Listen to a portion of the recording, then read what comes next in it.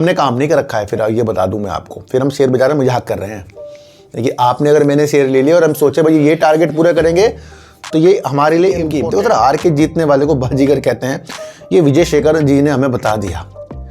एक चीज़ मैं आपको बता मैं आपको एक चीज़ और बताऊं कि मेरे दोस्त का फ़ोन आया और उसने मुझे कहा कि गोपाल भाई ज़रा देखो कितना ज़्यादा अशोक लीलैंड गिर गया है, आपके पास भी है। मैंने कहा है, पर उससे कुछ रंगतें बहारे जो हैं जो भी एथनॉल की कंपनियां बनाती हैं उसके ऊपर हमें देखने को नहीं मिल रहे हैं। पर ऐसा नहीं है कि एथनॉल पर वर्क नहीं हो रहा है।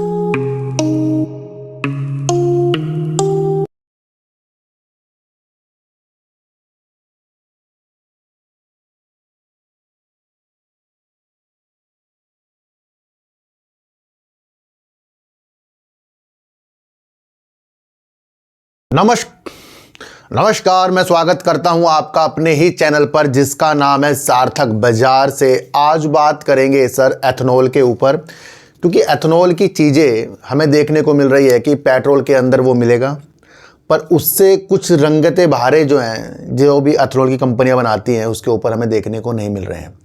पर ऐसा नहीं है कि एथनॉल पर वर्क नहीं हो रहा है। और क्या चीनी जो संघ है वो क्या केंद्र से मांग कर रहा है कि भैया बाहर से जो आयात जो यहाँ पर एथनॉल होता है उस पर प्रतिबंध लगाया जाए, क्योंकि बड़ा निवेश जो है एथनॉल के ऊपर हो चुका है। तो अलग अलग तरीक़ों से इस न्यूज़ को आप समझ सकते हैं कि अगर वो प्रतिबंध लग गया तो यहाँ की जो कंपनियाँ हैं जो एथनॉल पर वर्क करती हैं, चाहे वो अनाज से, कृषि के अवशेषों से या फिर गन्ने से एथनॉल जो बनता है, उन कंपनियों के लिए अच्छे संकेत हैं और होंगे भी, क्योंकि पहले देश के अंदर ही चीज़ें अपनी अच्छी होनी चाहिए। आयात तो बाद में ही चीज़ें हो जाती हैं, यानी कि इंपोर्ट अगर हम बाहर से करेंगे तो यहाँ की जो कंपनी है उनके लिए प्रॉब्लम हो जाएगी। इसी बात को जो रख रहा है इस्मा, जो आपको पता ही है चीनी का संघ है, वो केंद्र से रख रहा है। इस नीतियों को आपको समझना है। दूसरी बात करेंगे हम वोडाफोन आइडिया के अंदर एक न्यूज़ निकल कर आ रही है। तीसरी बात करेंगे अशोक लीलैंड ने अपना बोनस की चीज़ें बता दी हैं। और चौथी बात करेंगे कि दिसंबर 2024 के बाद पेटीएम 1000 के आंकड़े के ऊपर है। और एक बात करेंगे कि कैबिनेट ने 24,000 करोड़ रुपए की कृषि के लिए और करीब करीब 27,000 करोड़ रुपए नवकरणीय ऊर्जा के लिए मंजूरी दी है। कैबिनेट की मंजूरी मिली है। और इसके अंदर वो दो कौन सी कंपनी है जो ये 27,000 करोड़ वाली न्यूज़ निकल कर आई है, उसके बारे में बात करेंगे और देखेंगे कि इन नीतियों से आगे होता क्या है। देखो सर, मेरा पूरा प्रयास ये है कि न्यूज़ को खोजना, उस उद्देश्य से खोजना कि आपको वो न्यूज़ के बारे में संपूर्ण जानकारी मिले। कल मैंने आपके लिए काफ़ी अच्छी न्यूज़ खोज कर लाया था। एक आपके लिए मैं एनएलसी इंडिया के ऊपर ओएफएस के माध्यम ढूंढ कर लाया था, वो भी काफ़ी लोगों को समझ में आ गया। यस बैंक की जो न्यूज़ आई थी उसे भी काफ़ी अच्छे तरीके से कल मैंने आपको समझाया था। तो मेरा पूरा माध्यम जो है न्यूज़ को समझाने में लगा हुआ है। और जब तक कि हम न्यूज़ को समझने के उद्देश्य से अपने द्वारा नहीं लाएंगे तो भैया फिर हम अलग अलग नीतियों के साथ जाते रहेंगे, क्योंकि कुछ लोगों को न्यूज़ समझना नहीं आता। फिर वो कहते हैं कि आपने ये भी वीडियो बनाई थी, वो भी वीडियो बनाई थी। भैया न्यूज़ के ऊपर वीडियो बन रही है और वीडियो अगर आप समझ जाएं तो बहुत दृष्टि खुल सकती है अगर आप चीज़ों को समझें। तो सबसे पहले बात करेंगे एथनॉल के ऊपर। इस्मा ने केंद्र से एथनॉल आयात पर प्रतिबंध लगाने का आग्रह किया। 40,000 करोड़ रुपए का जोखिम बताया, यानी कि इतना जो निवेश चीज़ों में हो रखा है कि अगर आयात पर प्रतिबंध नहीं लगाया गया एथनॉल पर तो ये चीज़ें प्रॉब्लम में आ जाएगी। पेट्रोल में एथनॉल मिश्रण 19% तक पहुंच गया है और 2024-25 आपूर्ति वर्ष तक 20% के लक्ष्य को पूरा करने की दिशा में अग्रसर है। 19% तक का लक्ष्य एथनॉल पर हमने पार कर लिया और 20% की ओर आगे हम बढ़ रहे हैं। भारतीय चीनी एवं जैव ऊर्जा निर्माता संघ इस्मा ने सरकार से ईंधन के उपयोग के लिए, साफ साफ लिखा है, ईंधन के उपयोग के लिए एथनॉल के आयात को प्रतिबंध करने का आग्रह किया है। साथ ही चेतावनी दी है कि इस तरह के कदम से इस क्षेत्र में निवेश खतरे में पड़ सकता है और गन्ना किसानों को समय पर भुगतान बाधित हो सकता है। ये अपील भारत और अमेरिका के बीच द्विपक्षीय व्यापार समझौता BTA पर चल रही बातचीत के बीच आई है, जिसके तहत सूत्रों के अनुसार अमेरिका ईंधन के रूप में इस्तेमाल होने वाले एथनॉल के लिए, तो सर अमेरिका के अंदर भी इस्तेमाल जो होता है एथेनॉल होता है, भारतीय बाजार तक पहुंच बनाने पर जोर दे रहा है। अमेरिका मुख्य रूप से अनाज से एथेनॉल का उत्पादन करता है, यानी कि एथेनॉल का आयात अमेरिका से भारत आने की स्थितियों के साथ न्यूज़ आ रही है। तो ये बड़ी गंभीर न्यूज़ थी जिसे इस्मा जो है अपने द्वारा केंद्र से बातचीत कर रहा है। वाणिज्य मंत्री पीयूष गोयल को लिखे पत्र में उद्योग निकाय ने कहा कि इस तरह के आयात की अनुमति देने से घरेलू क्षमता निर्माण, रोजगार सृजन और 2018 से 40,000 करोड़ रुपए से अधिक के निवेश को आकर्षित करने में हुई महत्वपूर्ण लाभ को नुकसान पहुंचेगा, जिसके दौरान एथेनॉल उत्पादन क्षमता में 140% से अधिक की वृद्धि हुई थी। ये आप समझकर चलना। इस्मा ने पत्र में कहा था कि यदि ईंधन के लिए एथेनॉल के आयात की अनुमति दी जाती है तो इससे घरेलू क्षमता निर्माण, निवेश और रोजगार सृजन में प्राप्त महत्वपूर्ण लाभ कम हो जाएगा। यानी कि सीधे सीधे अगर आयात होता है तो यहाँ पर ये एथेनॉल की चीज़ों के अनुसार ये चीज़ें इसने बताई गंभीर स्थितियों के साथ आ जाएगी। पेट्रोल में एथेनॉल मिश्रण 19% तक पहुँच गया और बाद में इसके लिए हम 20 के लिए आगे बढ़ रहे हैं। तो ये सारी चीज़ें हैं जिसे आपको समझकर चलना पड़ेगा। तो सर क्यों न्यूज़ बता रहा हूँ, क्योंकि इस न्यूज़ में काफ़ी चीज़ें समझी हैं और वो है एथेनॉल। एथेनॉल में काफ़ी बड़े बड़े निवेशकों ने निवेश कर रखा है और इसके लिए प्रगति 20% तक के जो पेट्रोल मिलाने के लिए है, तो यानी कि आगे ये बढ़ती जाएगी। 100% भी एथेनॉल की स्थितियाँ आगे आएंगी। ये तो शुरुआत हुई है अभी। काफ़ी लोग कहते हैं सर ये चीनी का शेयर नहीं बढ़ रहा, ये अनाज का शेयर नहीं बढ़ रहा, ये उसका शेयर नहीं बढ़ रहा है, जो एथेनॉल पे वर्क कर रही हैं। भैया एथेनॉल पे वर्क हो रहा है। आपके मेरे शेयरों को लेने के साथ अगर हम चीज़ों को समझें कि भैया बस हमें रॉकेट देखना है, तो फिर हमने काम नहीं कर रखा है। फिर ये बता दूं मैं आपको, फिर हम शेयर बाजार में मजाक कर रहे हैं। देखिए आपने अगर मैंने शेयर ले लिया और हम सोचे भाई ये टारगेट पूरे करेंगे, तो ये हमारे लिए इम्पोर्टेंट चीज़ हो जाती है समझना कि देश के अंदर वो वर्क हो रहा है। और इतना बड़ा ये जो जोखिम है 40,000 करोड़ रुपए का निवेश जो 2018 से एथेनॉल पे हुआ है, ये तो साफ साफ संघी बता रहा है कि भैया ये बाधित हो सकता है चीज़ों के साथ। तो यानी कि इम्पोर्टेंट क्या है यहाँ, एथेनॉल है और एथेनॉल आगे की चीज़ों के साथ बढ़ता जाएगा। तो चीज़ों को मैंने आपको अलग तरीके से समझा। देखो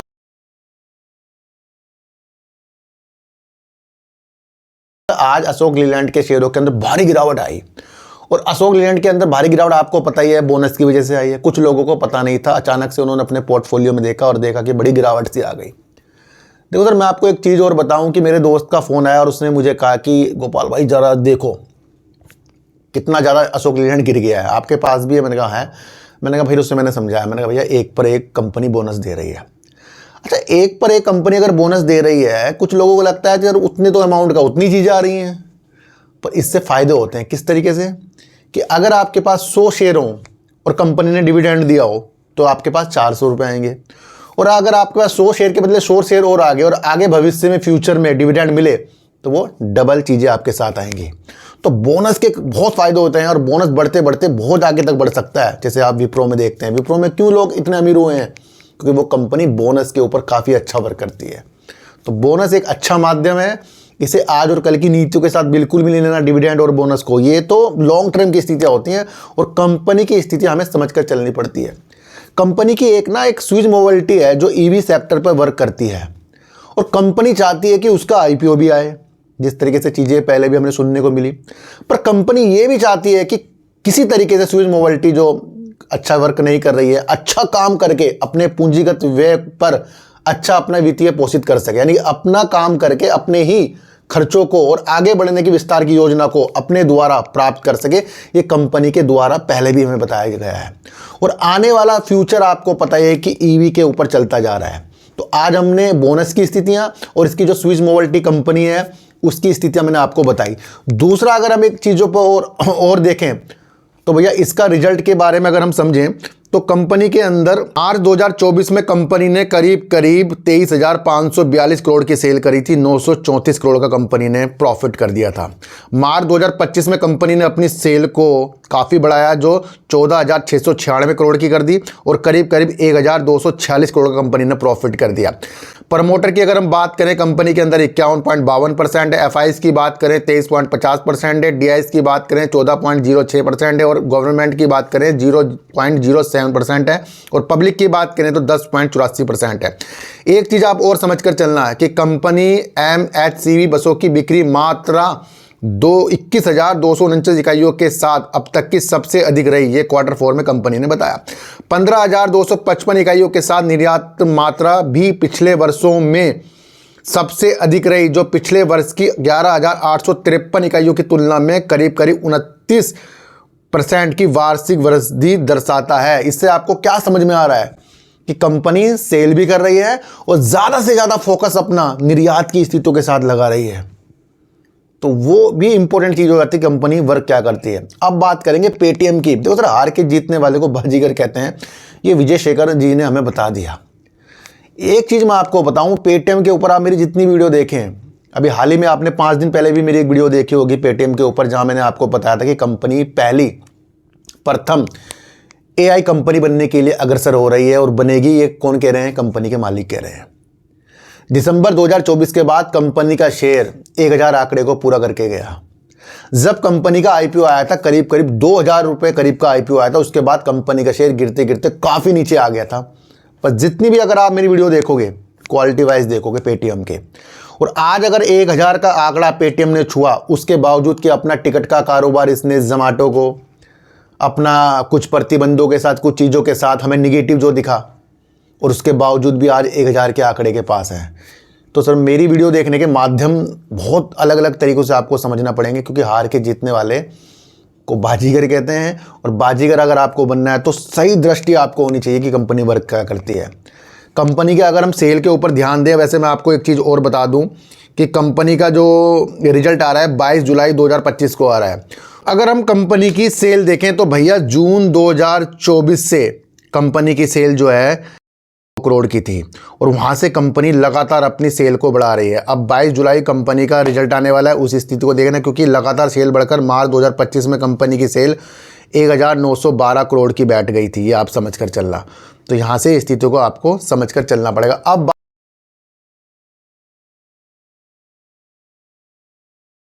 बात करेंगे, कैबिनेट ने 24,000 करोड़ रुपए की मंजूरी कृषि के लिए, और दूसरा 27,000 करोड़ की नवकरणीय ऊर्जा के लिए मंजूरी दी है।